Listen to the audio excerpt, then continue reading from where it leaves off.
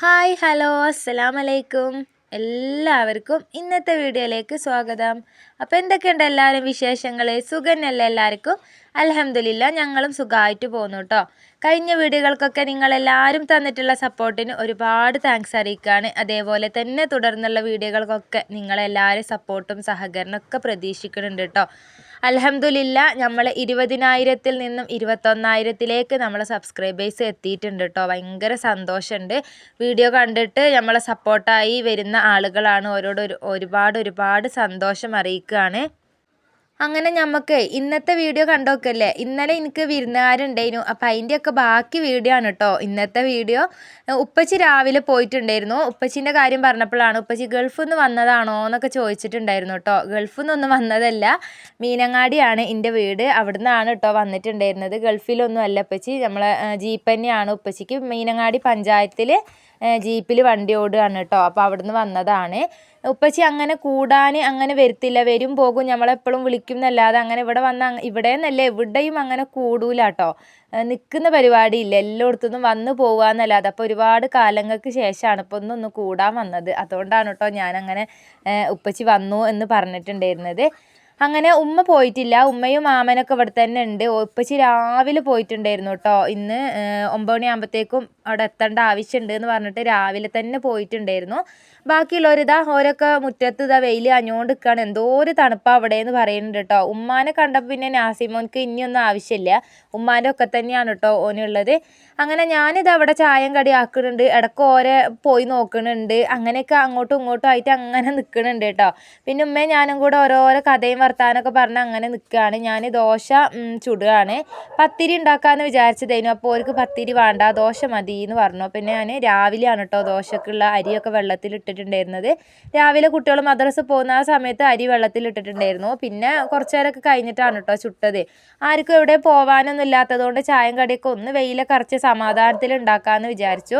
തലേന്നത്തെ ചപ്പാത്തി ബാക്കിയുണ്ട്, നെയ്ച്ചോറ് ബാക്കിയുണ്ട്. അപ്പോൾ അതും എല്ലാം കൂടെ ഒന്ന് ഒക്കെ ചൂടാക്കിയെടുത്തു. ദോശയും കറിയും എല്ലാം കൂട്ടിയിട്ടാണ് കേട്ടോ നമ്മൾ ചായ കുടിച്ചിട്ടുണ്ടെങ്കിൽ ഞങ്ങളെല്ലാവരും ഒരുമിച്ച് തന്നെ അങ്ങോട്ട് ഇരുന്നു. ചായ കുടിക്കുമ്പോൾ തന്നെ 10 മണിയൊക്കെ കഴിഞ്ഞിട്ടുണ്ടായിരുന്നു കേട്ടോ. മക്കൾ വരികയാണെന്നുണ്ടെങ്കിൽ ഓരോ ഒരുമിച്ച് കുടിക്കാമെന്ന് പറഞ്ഞു. പിന്നെ ഓരോ കാണണില്ല.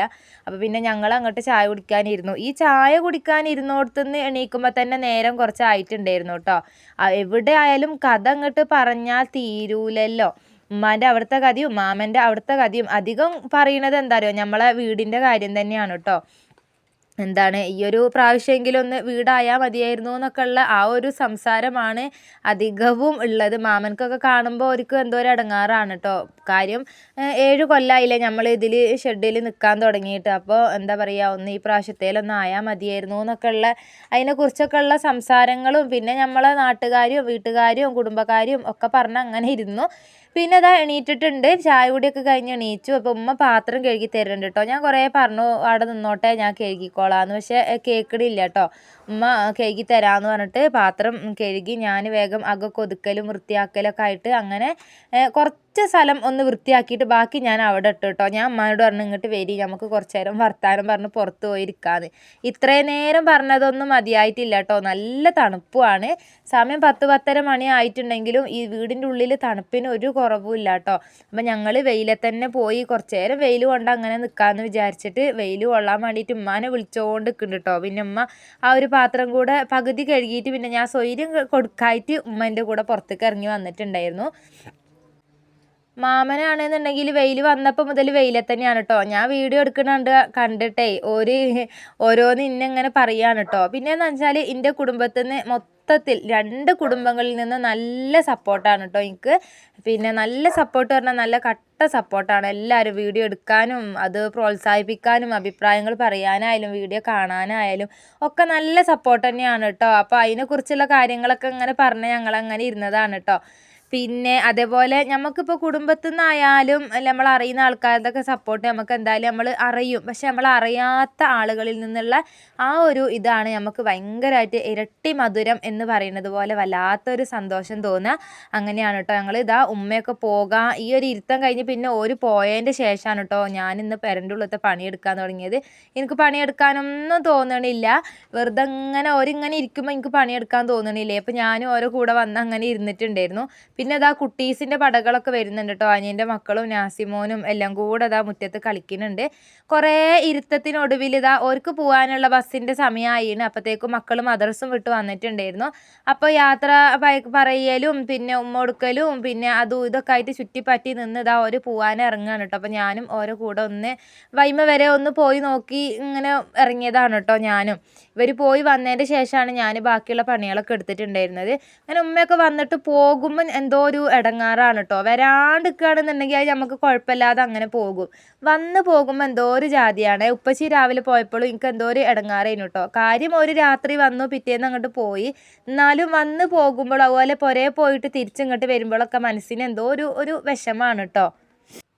ഓരോ പോവലൊക്കെ കഴിഞ്ഞപ്പോഴത്തേക്കും സമയം 12 മണിയൊക്കെ ആയിട്ടുണ്ടായിരുന്നു. ഇരുന്ന് പുരൻ്റെ ഉള്ളിലത്തെ ഒരു പണി എടുത്തില്ല. ഉമ്മ നല്ലോണം പാത്രം കഴുകി തരുന്നുണ്ടായിരുന്നു. അതും ഞാൻ പകുതിയിൽ മുടക്കിയിട്ട് ഉമ്മാനെ കൂട്ടി കൊണ്ടുവന്നതേനി കേട്ടോ. ഇനിയിപ്പം ഇരിക്കാനുള്ള സമയമല്ല. ചടപടേന്ന് വേഗം ഓരോ ഭാഗത്തുനിന്ന് ഒതുക്കി പെറുക്കി വൃത്തിയാക്കി ഇതാ അടിച്ചുവാരൽമലേക്ക് എത്തിയിട്ടുണ്ട് കേട്ടോ. പിന്നെ കുട്ടികളും മദ്രസ വിട്ട് വന്നിട്ടുണ്ടായിരുന്നു. ഒന്നും ആർക്കും സ്കൂളും കാര്യങ്ങളൊന്നും ഇല്ലല്ലോ. അങ്ങനെ ഈ ഒരു 3 കോപ്പല്ലേ, ഇത് ഇന്നലെ ഉപ്പച്ചി വരുമ്പോൾ കൊണ്ടുവന്നതാണ് കേട്ടോ. ഇവർക്ക് 3ആക്കും. പിന്നെ ഇവർക്ക് സ്കൂളിലൊക്കെ ഓരോ പരിപാടിയും കാര്യങ്ങൾക്കൊക്കെ സമ്മാനമൊക്കെ കിട്ടുമ്പോൾ നമ്മൾ ഫോൺ വിളിച്ചിങ്ങനെ പറയുമല്ലോ, അതിന് ഫസ്റ്റ് കിട്ടി, ഇതിന് ഫസ്റ്റ് കിട്ടി, സെക്കൻഡ് കിട്ടി എന്നൊക്കെ. അപ്പോൾ ഉപ്പച്ചി അവർക്ക് സമ്മാനം ഞാൻ ഉപ്പ വരുമ്പോൾ കൊണ്ടുതരുമെന്ന് പറയലുണ്ട് എപ്പോഴും. അപ്പോൾ ഇന്നലെ വരുമ്പോൾ 3ആക്കും ആ ഒരു ഗ്ലാസ് ടൈപ്പ് 3 കോപ്പ കൊണ്ടുവന്നിട്ടുണ്ടായിരുന്നു കേട്ടോ. പിന്നെ അതാ ഞാൻ മൊത്തത്തിൽ എല്ലായിടത്തും ഒന്ന് അടിച്ചു വാരി ഇട്ടിട്ടുണ്ട്. പിന്നെ അതാ വേഗം അലക്കാനുള്ളത് വേഗം മെഷീനിലിട്ടൊന്ന് അലക്കി ഒലുമ്പി ഒന്ന് ആറി ഇട്ടിട്ടുണ്ട്. പാത്രം കഴുകലും ബാക്കിയുള്ളതൊക്കെ കഴുകി തുടക്കലും കാര്യങ്ങളും ഒക്കെ കഴിച്ചിട്ടുണ്ടായിരുന്നു. പിന്നെ ഇന്ന് അടുപ്പിൻ്റെ അടുത്ത് അങ്ങനെയല്ല കേട്ടോ. എല്ലാം രാവിലത്തതും തലേ ദിവസത്തെ ചോറും കാര്യങ്ങളൊക്കെ ആയിട്ട് വെച്ചുണ്ടാക്കൽ പരിപാടി ഇന്ന് വൈകുന്നേരം നോക്കിയാൽ മതി ഉണ്ടായിരുന്നു കേട്ടോ ഉച്ചക്കത്തേക്കുള്ളത് ഞങ്ങൾക്ക്. അപ്പോൾ ഞാൻ അതൊക്കെ ചൂടാക്കിയും ഇതാക്കിയൊക്കെ എടുത്തിട്ടുണ്ടായിരുന്നു. പിന്നെ ഞാൻ അലക്കലൊക്കെ കഴിഞ്ഞതാക്കണ് വാഷിംഗ് മെഷീൻ ഒന്ന് വൃത്തിയാക്കി എടുക്കുകയാണ് കേട്ടോ. എല്ലായിടത്തും അതിൻ്റെ സൈഡിലും ഇടയിലും എല്ലായിടത്തും ചളി പിടിച്ചിട്ട് ആകെ അലമ്പായിട്ടുണ്ടായിരുന്നു കേട്ടോ. പിന്നെ അതിൻ്റെ അടിഭാഗത്ത് അതൊക്കെ ഒന്ന് ക്ലീൻ ആക്കാനും മൊത്തത്തിലൊന്ന് പിന്നെ സോപ്പും പൊടിയൊക്കെ ഇട്ട് നല്ലോണം വെറുതെ അതിൻ്റെ ഉള്ളിലുള്ള ചളിയൊക്കെ ഒന്ന് കളഞ്ഞ് മൊത്തത്തിൽ ഞാനൊരു തുണിയൊക്കെ എടുത്ത് ഒന്ന് ഉരച്ചൊന്ന് വൃത്തിയാക്കി എടുക്കുന്നുണ്ട്. ഇതിൽ ചളി പിടിച്ചാൽ നമ്മൾ തുണി ഇട്ടാലും നമ്മളെ തുണിയിലേക്കും ആ ഒരു ചളി ഇങ്ങോട്ട് വരികയല്ലേ ഉള്ളൂ. അപ്പോൾ ഞാൻ എല്ലാ മാസവും ഇതിങ്ങനെ ക്ലീൻ ആക്കി എടുക്കലുണ്ട് കേട്ടോ. ഇക്കുള്ള സമയത്താണ് അതിൻ്റെ അടിയിലുള്ള ആ ഒരു ഇതുണ്ടല്ലോ അതൊക്കെ കഴിച്ചിട്ട് അതിനൊക്കെ ഒന്ന് പൈപ്പിൻ്റെ ചോട്ട് കൊണ്ടുപോയി ഒക്കെ ഒന്ന് കഴുകി വൃത്തിയാക്കലുണ്ട്. എനിക്കത് കഴിച്ചാൽ അത് ഒരു ശരിയാവാത്തതുകൊണ്ട് ഞാൻ അത് കഴിക്കാൻ വേണ്ടി നിന്നിട്ടില്ല. അല്ലാതെ തന്നെ നല്ലോണം സോപ്പും പൊടിയും സോപ്പും അതും ഇതൊക്കെ ഇട്ടൊക്കെ ഒന്ന് വൃത്തിയാക്കി ഒന്ന് എടുത്തിട്ടുണ്ടായിരുന്നു കേട്ടോ.